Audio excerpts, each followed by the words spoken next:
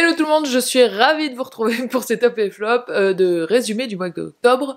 Première chose, l'éléphant dans la pièce. Oui, j'ai coupé mes cheveux, ça fait quelques semaines que j'y pensais et j'y suis allée. Je peux pas dire que je sois dingue de la coupe. Là, vous les voyez, je viens de faire un shampoing donc ils sont encore mouillés, donc ça donne pas du tout ça. Hier soir, j'avais plutôt un gros carré. Bon, j'avais dit au coiffeur que les trucs plats comme ça, j'étais pas fan, mais bon bah j'en ai quand même un, et en même temps le coiffeur, quand je suis arrivée et que j'ai demandé un carré, il m'a dit ah non, je vous le ferai pas. Je vous le ferai pas avec vos cheveux, c'est pas possible, ça va être horrible, je vous le ferai pas. Et j'ai quand même demandé qu'il me le fasse, donc bon, voilà. Alors, cette fois-ci, je vais commencer par plein de trucs lifestyle, et puis je ferai une deuxième partie, tout ce qui est culture, et les livres à la fin, on va changer un petit peu, parce qu'on est un peu foufou par ici. Alors, le premier truc, en vie de tous les jours, c'est que je me suis mise, attention, à l'escalade. J'avais jamais essayé, et en fait, je sais pas pourquoi, parce que je trouve ça trop génial, et je parle à plein de gens qui me disent ah moi j'en ai fait au collège et tout, et ben moi l'escalade n'a jamais croisé mon chemin. Je me suis mise un peu par hasard, j'en fais pour l'instant tous les 15 jours à peu près, et je trouve ça trop sympa. Comme quoi on peut découvrir des loisirs qui nous plaisent à tout âge, on n'est pas obligé de tout découvrir avant 20 ans. Deuxième chose, l'aquarelle, je continue toujours, j'en ai fait un petit peu moins ce mois-ci, notamment parce qu'il y a eu les vacances et du coup j'étais un petit peu moins chez moi. Juste, je me suis trouvé des pinceaux, j'ai découvert la marque Léonard, je sais pas pourquoi, j'étais persuadée que c'était genre Léonard de Vinci, que c'était italien. Léonard, ce sont des pinceaux qui sont faits en France, donc ça c'est cool, donc je m'en suis acheté un qui est très très bien, qui est très fin. J'en ai pris un très fin. C'est pas utile. Pour l'aquarelle, bah du coup, il faut qu'il y ait de l'eau forcément, et quand il y a vraiment 2 microns de poils, et ben on peut faire un mini trait mais sur quelques millimètres, et après il n'y a plus assez d'eau pour faire pour finir le trait, donc peut-être mauvaise idée, mais celui, la taille un petit peu au-dessus que j'ai pris, qui est très fin aussi, je le trouve top. Je vais mettre mon portable en silencieux. Ah, et pour mon anniversaire, qui était le 8 octobre, j'ai eu 41 ans, on m'a aussi offert de l'aquarelle, cette fois en tube, et ça c'est trop bien. Alors c'est de l'aquarelle Sennelier, donc c'est aussi fait en France. Merci l'aquarelle, et merci les bons produits made in France. Et c'est en tube, donc moi ma palette que j'ai c'est des petits godets, et là ça permet en fait de remplir le godet une fois qu'il est vide. Donc on remplit le godet et on laisse la palette ouverte pour que ça sèche en fait. Ensuite je vais vous parler de tricot, parce que je m'y suis remise bien, et j'ai presque fini mon pull à rayures gris et gris pâle, on va dire, j'allais dire gris et blanc, mais c'est gris et gris pâle. Mon but c'est de le finir pour Noël, à peu près. Je m'étais dit finir à la fin des vacances de Toussaint, bon bah c'est complètement loupé, hein, j'ai pas du tout avancé assez vite. Mais j'ai retrouvé la satisfaction une fois qu'on a fini le corps du pull, où chaque rang c'est des centaines de mailles. Là, la manche, bah on se pose une demi-heure, on fait 4 rangs. Alors que pour le corps du pull, on se pose une demi-heure, on fait un demi-rang. C'est pas frustrant, mais on a l'impression qu'on ne finira jamais. Alors que là, on se dit, ah ça va être bientôt fini, donc ça remotive un petit peu. Et pour le suivant, attention, attention, je crois que je vais m'attaquer au jacquard. J'en ai encore un en cours, mais j'arrive pas à le finir, j'ai pas la motivation, et je suis vraiment même pas à moitié chemin, donc je crois que je vais le laisser un petit peu de côté. Un an de plus, on va dire, et je voudrais me mettre au jacquard. J'ai cherché des patrons sur Ravelry, si vous en connaissez qui sont bien pour des débutants en jacquard, parce que j'ai vu des motifs merveilleux sur tout le corps, dans tous les sens, avec 12 000 couleurs. Je crois que c'est pas ça qu'il me faut, il me faut un petit design simple, avec peut-être 2 voire 3 couleurs, uniquement une bande, ou voilà, quelque chose qui soit initiation jacquard. N'hésitez pas à me dire dans les commentaires. Ensuite, on va parler de literie avec Wopilo. Je sais pas si vous en souvenez, je vous en ai parlé il y a plusieurs années, je crois que c'était le début de la marque, et là ils fêtent leurs 5 ans. Donc ça doit faire au moins 4 ans. Je vous en ai parlé pour une parure de lit, et puis il me semble pour un oreiller aussi. Et là donc pour leurs 5 ans, ils m'ont recontacté et ils m'ont proposé bah, voilà, un partenariat où, pour que je vous en parle. J'ai pu choisir parmi leur gamme, une parure de lit. J'ai choisi celle en tencel. C'est un tissu qui est hyper résistant, qui est thermorégulateur et qui a un fort pouvoir d'absorption. Et surtout, il a un petit côté, ça fait presque un peu satiné. Alors c'est pas du tout de la soie, hein, ni rien du tout. C'est un tissu qui provient de la pulpe d'arbres. Et c'est assez éco-friendly parce que c'est des arbres qui n'ont pas besoin de beaucoup d'eau. C'est made in Portugal et je trouve le design de ce tissu très très joli. Il y a plusieurs choix de couleurs et c'est vous qui assortissez. Vous pouvez prendre des oreillers unis et la couette avec des motifs ou le drap housse, etc. Enfin bref, tout peut s'assortir exactement comme vous voulez. Je trouve ça vraiment super joli. Je suis très contente de cette nouvelle parure de lit. Et le tencel, j'ai oublié de vous dire aussi, il est certifié Ecotex 100. Donc voilà, on est sur des produits de qualité et le design est vraiment très très joli. Donc joyeux anniversaire Wopilo, merci beaucoup pour la parure et j'espère que ça peut vous plaire. Et j'allais oublier de vous le dire, mais ils m'ont proposé de vous faire un code de 10% de réduction sur tout le site avec WOP Marion 10. Si jamais je vous le réécris en barre d'infos et il y aura un lien, donc normalement si vous passez par ce lien, vous avez directement la réduction qui s'inscrira au moment de valider votre achat. Donc voilà, j'espère que ça vous plaira aussi et que vous pourrez avoir des très belles parures de lit. À propos de drap et de literie, c'est bien, on reste dans le sujet, mon prochain tuto couture, ce sera justement une housse de couette, mais je vais essayer de faire une housse de couette friendly pour les gens qui ont mal au dos comme moi et qui ont un lit qui est sous une mezzanine comme moi, c'est-à-dire que ma mezzanine est à peu près 1m30, 1m40, donc quand je fais mon lit, je suis pliée en deux, et je vous avoue que voilà, l'enfilage de housse de couette, on connaît tous, hein, c'est très relou. Donc là, moi je voudrais faire une housse de couette où en fait on pose une face sur le lit, on pose la couette, on rabat l'autre face et on ferme avec des boutons. Donc pas de gymnastique, de ça tient pas, de machin, etc. Là je viens de passer commande ce matin et ce sera un tuto que je mettrai en ligne, je pense d'ici 15 jours. On va essayer ça, j'espère que ce sera joli. J'ai choisi des tissus qui étaient très beaux, donc j'espère qu'ils iront bien ensemble. Et je vais prendre des techniques inspirées un peu du quilting, je sais pas si vous voyez ce que c'est un peu l'idée du patchwork. C'est très très très développé aux États-Unis. En France, pas tellement. Je sais qu'il y a des salons du quilting ou des magasins spécialisés, mais j'en ai pas croisé tant que ça, en tout cas dans les couturières à qui j'ai pu parler. J'ai jamais rencontré de quilteuse, et donc c'est l'idée de faire des petits carrés ou des petits triangles, de les assembler, et ça vous fait des couvertures, ça peut être des coussins, ça peut être... j'en ai vu sur une veste en jean l'autre jour, c'était trop beau. Ça peut être un peu lourd s'il y a beaucoup de motifs et beaucoup de couleurs, et moi j'en ai vu que j'ai trouvé super beau. Je m'y suis intéressée un peu par hasard il y a pas longtemps, et au début j'étais à non, je crois que c'est pas pour moi, et en fait il y a un truc qui me plaît dans ce truc là. Donc là, ma housse de couette que je veux, ce sera inspiré de techniques du quilting, je mets bien des guillemets ou voilà, parce que ce sera pas du quilting, c'est-à-dire que ça sera des morceaux pas grands comme ça, mais grands comme ça, parce que le quilting c'est quand même connu pour être très très très très long, vu qu'on fait des grandes couvertures avec des morceaux de tissu comme ça qu'il faut tous assembler, il y a une deuxième couche, il y a une troisième couche, puis il y a tout le tour, etc. Donc moi je veux faire inspiré d'eux, mais en plus simple, c'est-à-dire que sur toute ma couette, sur l'avant, il y aura 12 carreaux. En quilting, il peut y en avoir 500, 600, 2000, selon ce que vous prenez. Donc voilà, moi je me simplifie un peu la tâche. Mais si vous avez des patrons de quilting que vous connaissez, qui vous plaisent, n'hésitez pas à m'envoyer pas le patron du tout, parce que je veux pas frauder ni rien du tout, moi le but c'est d'acheter, mais peut-être des captures d'écran juste pour me dire, bah tiens, celui-ci ça pourrait te plaire, ou telle quilteuse elle est cool, etc. Parce que j'en connais 2 ou 3, mais c'est des américaines, j'en connais pas de françaises, n'hésitez pas à me les envoyer aussi. Rebonjour, nous sommes le lendemain et je me suis rendu compte en faisant le montage que j'avais oublié toute la partie soins dont je voulais vous parler, donc me revoilà. Alors, j'ai 3 choses à vous montrer. La première, c'est un coffret de savon de la marque Florence Nature, et je vous les montre, je les ai pas encore essayés, là vous voyez j'ai la boîte qui est toute neuve. Ils sont tous les 4 parfumés et ils sont certifiés bio. Vous avez menthe, amande, fleur d'oranger et olive, mon préféré, fleur d'oranger, de loin.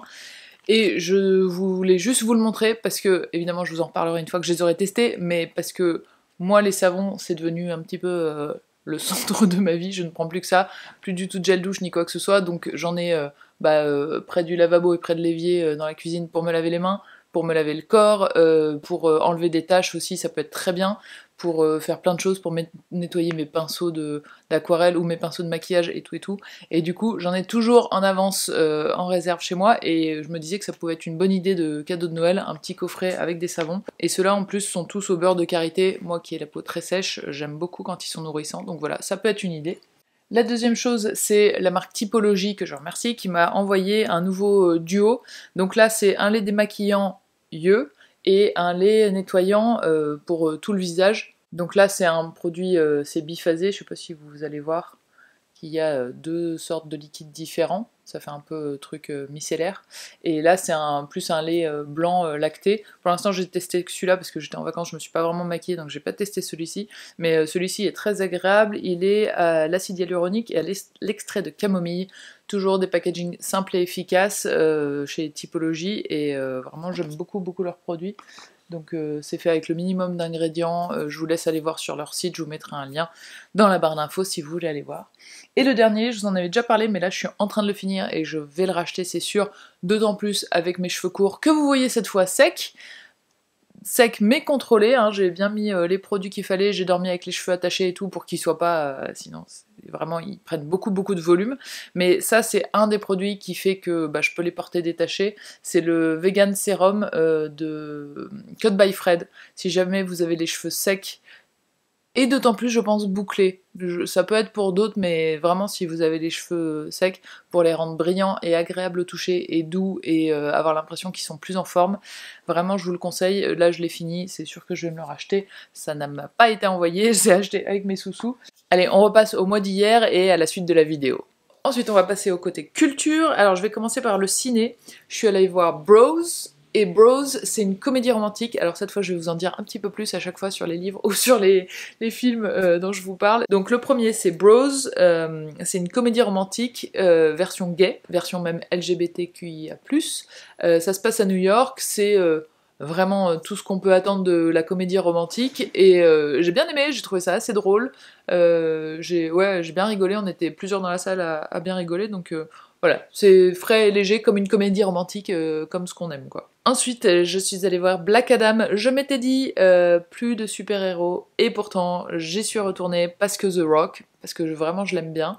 Et bon bah j'aurais pas dû, hein. C'est vraiment, il y a rien de The Rock dedans quoi. Il y a pas tellement d'humour, il y a pas de décalage, il y a pas de, non, j'ai trouvé ça bof, c'est-à-dire qu'au bout de 5 minutes, on commence à savoir déjà comment ça va se passer, pour moi, sans aucun intérêt. Voilà, chacun ses goûts, hein, si vous avez suradoré, tant mieux, mais là je me suis dit, vraiment les super-héros, faut sélectionner encore mieux, parce que je me laisse encore avoir par des trucs pas top. Ensuite, ah bah oui, j'ai pas mal de films, parce que figurez-vous pas que j'ai pris l'avion pendant les vacances, j'ai pris un vol de 10 heures du coup à l'aller et retour, et ça fait du bien de le combler par des films, parce que j'ai pas réussi à dormir une seule minute, ni à l'aller ni au retour. Le premier que j'ai regardé, c'était Elvis.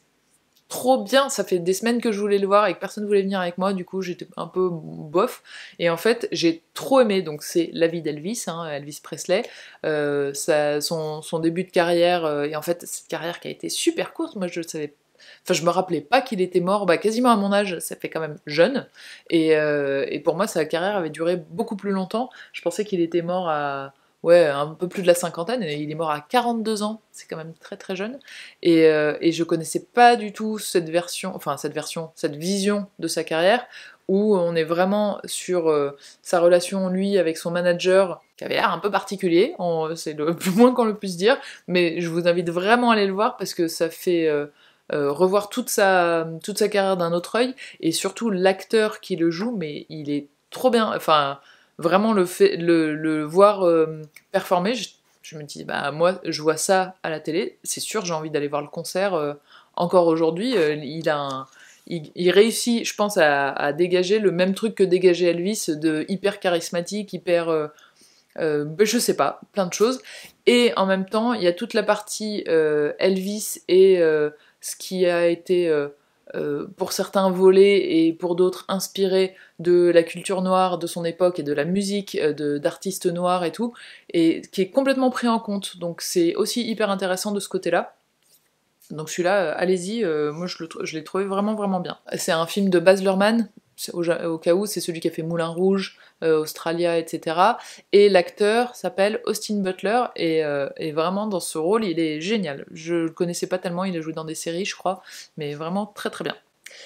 Ensuite, j'ai vu, c'était beaucoup de biopics, j'ai vu Harriet, c'est sur Harriet Tubman, elle est née esclave aux États-Unis, elle a réussi à s'échapper, et ensuite elle a fait s'échapper des centaines d'esclaves. Au début, elle-même aller les chercher et les ramener. Et ensuite, elle a participé à une organisation vraiment à assez large échelle pour aider les esclaves à s'échapper et pour leur insertion dans la vie en tant que personne libre. Et vraiment, c'était très bien.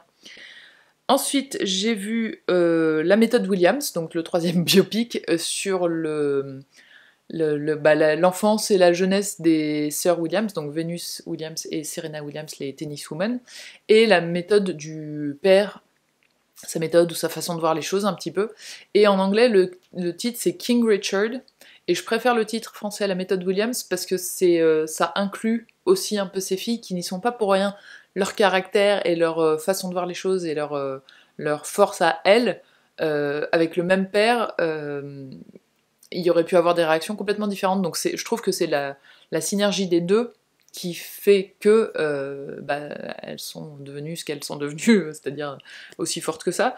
Mais vraiment, je l'ai trouvé hyper bien, les acteurs sont bien, voilà, j'imagine que c'est un peu romancé, mais en tout cas, c'est cool. Et comme Vénus et Serena sont citées dans le générique de fin, je pense qu'elles sont soit consultantes, soit productrices ou un truc comme ça. Voilà, j'imagine qu'elles n'auraient pas laissé dire des trucs complètement faux sur leur vie. Donc ouais, chouette. Ensuite, j'ai vu 3 films français. Le premier, c'était Homme au bord de la crise de nerfs. Alors ça, je le regardais parce que je l'avais vu passer et j'avais un peu hésité à aller le voir au ciné. Et bah, plutôt bonne surprise. C'était pas, je m'attendais à un truc un peu lourd et tout, et en fait non, ça passait. Ce sont, je sais plus s'ils sont 6 ou 7 hommes qui vont faire une retraite genre en pleine nature, détox, un peu recherche de soi. Je sais pas s'ils sont tous dépressifs ou quoi, mais en tout cas ils sont pas bien et ils vont voir un coach et ils se rendent compte une fois arrivés au milieu de nulle part que la coach c'est une femme. Et évidemment, au début, ils sont tous complètement réfractaires. Ça se regarde bien, j'ai rigolé un peu quelques fois. C'est pas tout absolument brillant, mais j'ai trouvé ça pas mal.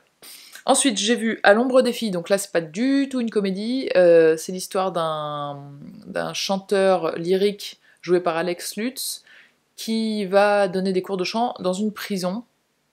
Et celui-ci, je l'ai trouvé long, j'ai accéléré, je pense à peu près la moitié. Je voulais voir où ça allait à peu près, et puis en accélérant, je relaissais une minute ou par-ci par-là, et j'ai pas eu l'impression qu'il y avait une grosse évolution, ou en tout cas qu'il y avait une fin, ou un truc qui bouclait tout, du coup j'ai pas... Il n'est pas passé par moi, il est passé devant moi ce film, mais clairement pas passé par moi. Et le dernier c'est J'irai où tu iras, une comédie de Géraldine Nakache avec Géraldine Nakache et Leila Bekti. Pareil, j'ai un peu accéléré certaines parties, je trouve je sais pas, qu'on n'y croit pas trop. C'est dommage parce que je l'aime bien, Géraldine Nakache. J'ai écouté d'ailleurs le dernier épisode de La Poudre où elle était, qui était hyper intéressant et hyper touchant aussi, et là, j'ai pas trouvé ça très original. J'ai trouvé qu'on n'y croyait pas trop qu'elles étaient sœurs avec Leila Bekti. Il y a plein de petites private jokes où on a l'impression que c'est pas assez expliqué pour que nous on comprenne. Du coup, c'est l'histoire. À chaque fois, j'oublie de vous raconter. C'est l'histoire de 2 sœurs qui se parlent pas depuis. Genre, quand on arrive dans le film, elles se sont pas vues depuis 1 an. Et leur père, très papa gâteau avec chacune d'entre elles, mais un peu différemment, et la mécanique, je sais pas, on comprend pas trop le pourquoi, comment, c'est... Pareil, je suis passée un peu à côté, et j'ai dû éteindre le film peut-être 4 ou 5 minutes avant la fin, parce qu'on allait atterrir. Du coup, il me manque, j'imagine, avec le générique, il me manque peut-être 1 minute de film. Je pense pas qu'il y ait eu une révolution, j'ai vu la quasi-intégralité, mais voilà. Ensuite, sur Netflix, j'ai vu Anatomy of a Murder. La personne principale qu'on suit, c'est une femme, dont le mari est membre du Parlement en Angleterre, et la presse découvre qu'il a trompé sa femme, donc ça fait les gros titres, donc on voit sa réaction à elle. Mais il y a un deuxième effet qui se coule, on suit la vie de famille, un peu le procès, un peu leur relation de couple, etc. Et l'actrice principale, c'est Sienna Miller, que j'ai trouvé vachement bien. Je crois que c'est 6 épisodes, donc c'est pas très très long, et ça se regarde très bien. À chaque fois que j'en finissais un, je me disais, allez, encore un autre, un petit. Je les ai regardés assez rapidement, et j'ai trouvé ça vraiment pas mal. Le deuxième, c'est un film, un documentaire qui s'appelle Mayhem. Mayhem, ça veut dire un peu le chaos, le bazar. Et c'est sur deux frères skateurs australiens qui ont commencé, c'était un peu des petits prodiges de leur discipline très très tôt, ils sont devenus, ils ont été repérés, on les a emmenés aux États-Unis, etc. Et en fait, la vie les a un petit peu rattrapés. Il y a notamment des drogues, etc. J'ai trouvé ça très bien, très intéressant et aussi assez touchant. Et le dernier, je l'ai regardé hier soir. Alors là, cata, une comédie française qui s'appelle Premières vacances avec Jonathan Cohen et Camille Chamou. Et voilà, non, c'est pas possible. J'ai pareil accéléré plus de la moitié juste pour voir à peu près où ça allait, mais j'ai trouvé ça un peu lourd, pas très bien ficelé. On n'y croit pas trop. Donc deux Parisiens qui se rencontrent sur Tinder, ils passent la nuit ensemble et le lendemain matin, lui dit vas-y viens, on part en vacances ensemble. Donc en fait ils partent en se connaissant pas du tout. Et évidemment, alors moi je me disais, est-ce que ça va être ils sont très différents mais en fait ils s'aiment quand même, ou ils sont très différents, ça va être la dispute complète et tout. Je vous laisse voir si vous voulez y aller, mais franchement, c'était quand même beaucoup de clichés, pas beaucoup de surprises, pas beaucoup de trucs qui font vraiment rire. Non, j'ai pas trop aimé. Et sur Arte, j'ai vu, attention, Les Papillons Noirs. Eh ben, c'est une série bien bizarre, ça. Alors, je l'ai regardée parce que j'aime beaucoup Nils Arestrup. Donc, on est sur l'histoire d'un écrivain, qui a rien écrit depuis longtemps, qui est contacté par un homme. Alors, on comprend plus ou moins que il veut écrire ses mémoires, en gros, peut-être avant de mourir, mais en tout cas, il y a une échéance et il veut écrire ses mémoires. Et ses mémoires sont assez dark. Voilà, donc c'est à peu près le début de l'histoire. J'ai regardé 2 épisodes assez rapidement, et le deuxième est quand même très très violent. Je dirais pas qu'il glamourise la violence, mais quand même, il y a quand même beaucoup de sang. Et moi je peux pas dire que ça me parle beaucoup quand c'est un peu... ouais, ça fait très réel, quoi. Enfin, je sais pas, ça m'a beaucoup déplu. Et puis j'en ai parlé à quelqu'un en disant, bah, j'ai pas trop envie de continuer parce que si c'est comme ça tout le long, bof. Et la personne m'a dit, ah, quand même, il y a des petits. Dans l'histoire, il y a des trucs qui vaudraient le coup et tout. Et du coup, j'ai continué. Et alors, je l'aurais pas regardé juste comme ça m'a motivée pour reprendre mon tricot de mon pull. Je me suis dit, allez, je veux avancer, donc si c'est nul, au moins je tricote. En tricotant, c'est très bien passé. Et effectivement, je dois dire que dans le scénario, il y a des trucs où on fait ah, ok, d'accord, machin. Donc, voilà. Mais à prendre quand même avec des pincettes si vous êtes un peu sensible, ou si vous en avez marre, comme moi, de voir de la violence partout. Ensuite, je vais vous parler lecture. Alors, j'ai 2 livres dont je vais vous parler ensemble parce que ils sont assez... pas similaires, mais assez proches, on va dire, et j'ai eu à peu près le même ressenti pour les deux, donc voilà. Le premier, c'est Après le monde, de Antoinette Richner, et le deuxième, c'est Viendra le temps du feu, de Wendy Delorme. Et alors, il faudrait que je regarde les dates de parution, mais à mon avis, ils sont parus à pas très longtemps d'écart. Je pense pas qu'il y ait du tout copie ou quoi que ce soit, mais c'est vrai que la forme est assez similaire. On parle dans les deux d'un monde après une chute de civilisation, de notre civilisation que nous on connaît là. Donc c'est dystopique, mais pas très très loin, dans quelques années ou dizaines d'années. Et les chapitres sont à chaque fois prénom d'une personne, et cette personne nous raconte un événement. Alors dans le premier, dans Après le monde, c'est toujours des personnes différentes, donc on a que une fois la voix de quelqu'un, et en recoupant tout ça, on a les événements. Alors que dans le deuxième, Viendra le temps du feu, il y a certains personnages qui reviennent. On suit un peu plus chaque personnage. Et alors, le fait que j'ai un petit peu le même ressenti pour les deux, c'est que déjà le sujet... moi, c'était des recommandations que j'ai vues passer sur Instagram, sur des comptes que j'aime bien, donc en général j'essaye sans trop regarder de quoi ça parle, parce que ça me fait lire des choses que je n'aurais jamais lues du tout, et parfois j'ai des très bonnes surprises. Le côté post-civilisation, tout s'est écroulé, c'est dur, il y a plus de monde, il n'y a plus de règles, etc. Un peu, alors un tout petit peu à la Mad Max, mais sans le pétrole et les grosses voitures, mais un peu ça, vous voyez. Je trouve ça un peu dur et un peu, pas déprimant, mais bon, c'est pas wouh, c'est pas cheer up quoi, et du coup bah le sujet en lui-même me passionnait pas, et en plus cette forme-là de faire un chapitre par personne, moi très souvent, et c'est pas que sur ces livres-là, ça me l'a fait sur beaucoup d'autres, ça me perd complètement, j'en suis venue à me dire, j'ai fait un papier avec machine, deux points, c'est celle qui a un enfant, qui habite à tel endroit, qui est machin, et machin, c'est celui qui, parce que d'un chapitre à l'autre, en fait, comme on les lit pas tous à la suite le même soir, on peut oublier un peu, et du coup, bah non, mais pourquoi il dit ça? Ah oui, c'est celui qui a fait ça, etc. Et du coup, faut plus que je dise du coup. On me l'a dit, je le dis trop, et je le sais, et faut que je... Allez, je challenge, je le dis plus jusqu'à la fin de la vidéo. Et c'est pourquoi... et c'est pourquoi je me sens un peu perdue, et j'accroche pas plus que ça. Et en même temps, alors pour les deux, au bout d'un moment, j'ai commencé à lire un peu en diagonale, un peu plus vite, et pour autant, après le monde, j'ai beaucoup aimé la dernière partie. Mais bah, j'avais sauté au moins un bon tiers, voire deux tiers, en lecture rapide. Et pareil, viendra le temps du feu, quand j'ai compris au bout d'une petite centaine de pages que c'était vraiment le même modèle, j'ai aussi passé plus vite, et voilà. Donc après, j'en ai entendu beaucoup de bien, donc c'est sûr qu'il y a des gens à qui ça plaît énormément, mais moi, pas mon truc. Donc voilà, les trucs à post-civilisation, là, je vais faire un break, parce que j'en ai lu deux quasiment de suite, c'était pas forcément une bonne idée. Ensuite, j'ai lu la BD La Page Blanche, de Boulet et Pénélope Bagieux. Il y a un film qui est sorti au cinéma, que j'avais très envie de voir et que j'ai loupé, et je ne savais pas que c'était inspiré d'une BD. Et quand j'ai vu ça, eh ben, je me suis dit, vas-y, je vais lire la BD, et je suis très contente de l'avoir lu, parce que c'est très joli, très... ouais, c'est très frais, on s'attache à elle, on se demande ce qu'on ferait à sa place, et tout ça, et on sent bien le ton de Pénélope Bagieux, et on sent bien le ton de Boulet aussi, et j'ai trouvé ça vraiment très sympa, et ça se lit hyper vite.